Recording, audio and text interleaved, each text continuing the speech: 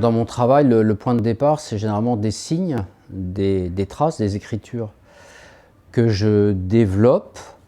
Il y a bien longtemps, il faudrait que je puisse les montrer, il y a bien longtemps, je travaillais toujours sur du papier japonais que je découpais, que je recomposais. La plupart du temps, ce sont des personnages. J'aime bien l'humain, j'aime bien avoir une présence humaine dans tous mes dessins.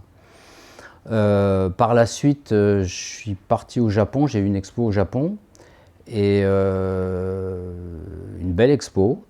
Et en revenant du Japon, j'ai utilisé non plus le collage recomposition, j'ai utilisé le pliage.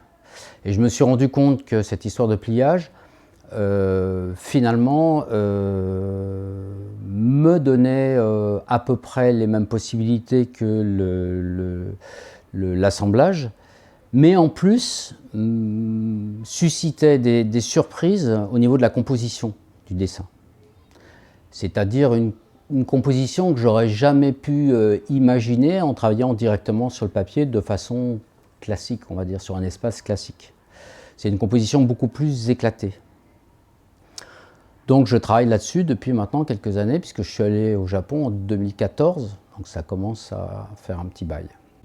Je parlais tout à l'heure des personnages que je faisais avec des parties, des morceaux recomposés.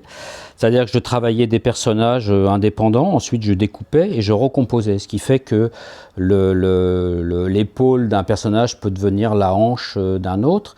Je joue avec l'anatomie en essayant de garder... ça rejoint un peu ce qu'on disait en musique, la nécessité de quelque chose de direct, quelque chose peut-être de violent, mais quelque chose de fort et qui soit pas dans le dessin académique. Voilà. Et donc là, par exemple, ça date de 2008, donc je travaillais donc avec ces recompositions de papier japonais. Ce dont je parlais tout à l'heure. Et voilà, ça c'était une exposition qui a eu lieu au CLAC, une rétrospective à la Chapelle des Pénitents en Auvergne. Donc là c'est un petit peu plus vieux, c'est en 2023. Là ce sont des dessins qui sont créés à partir justement de pliage. Donc il y a toujours du mouvement. Il peut être coupé, donc c'est ce travail sur la composition dont je parlais, puisque dans le dessin traditionnel, on ne coupe pas, on centre. Là justement, il y a un décalage, il y a une aspiration. Là, ces deux personnages sont aussi nés du pliage. Et on voit d'ailleurs, comme je travaille recto-verso, on voit un petit peu le verso qui se dessine là, à l'arrière. Alors parfois je m'en sers un petit peu moins. Là en l'occurrence, on a presque une impression de conversation ou de situation, en tout cas, entre les deux personnages. Et voilà le genre de composition un petit peu éclatée, un petit peu marrante, que je peux obtenir par justement ce travail du pliage. Bon, évidemment, j'étais influencé beaucoup par la calligraphie, par Christian d'Autremont, par Reinhoud, que j'aime beaucoup, qui est un sculpteur. Seurat, j'en parlais tout à l'heure. Bon, on en parlera peut-être après. Et ça, c'est marrant, ça date du Japon, en fait. Voilà ce que c'est une exposition au Japon. Chaque tableau était empaqueté comme ça, à la japonaise, c'est-à-dire très bien foutu. Et donc j'en ai récupéré quelques-uns. Donc voilà à quoi ça pouvait ressembler. Donc ça date de 2014.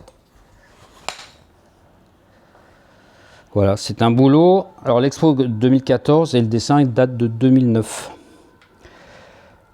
Donc toujours encre de Chine sur papier Japon ou papier chinois, ça dépend.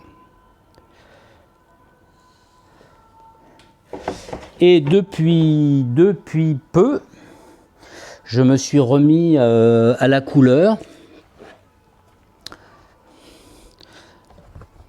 Donc voilà le boulot, tiens il est taché. Voilà le boulot en couleur. Donc je travaille sur les deux faces du papier comme je faisais pour le dessin. Et les couleurs qui viennent sont le résultat, la résultante plutôt des deux faces du papier. Je peux obtenir un vert en mettant une couleur derrière et une autre devant. C'est pas des couleurs directes. Voilà.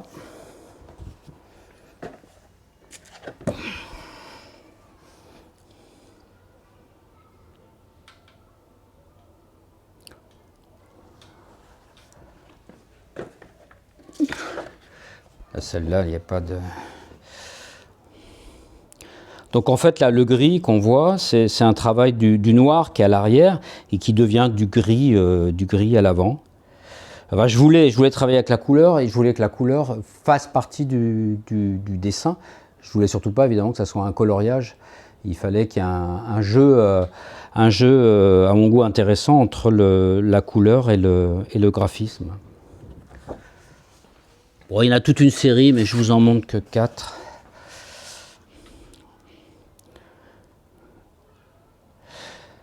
Alors quand je travaille avec donc une écriture. Il arrive qu'il y ait une phrase dans le dessin qu'on ne retrouve plus, qui fonctionne comme un message secret. Et après, je fais parler cette écriture. Alors il paraît, le mot savant, c'est pareidolie. C'est l'action de voir des formes dans un paysage, dans des nuages. Enfin, tous les enfants font ça, on regarde les nuages, on y voit des personnages. Bah, c'est ce que je fais. Donc, c'est pareidolie. Et j'ai réalisé ça aussi il n'y a pas très longtemps sur des photos, sur notamment des photogrammes de la nuit du chasseur. C'est la première fois que je faisais un boulot plutôt photo que dessin.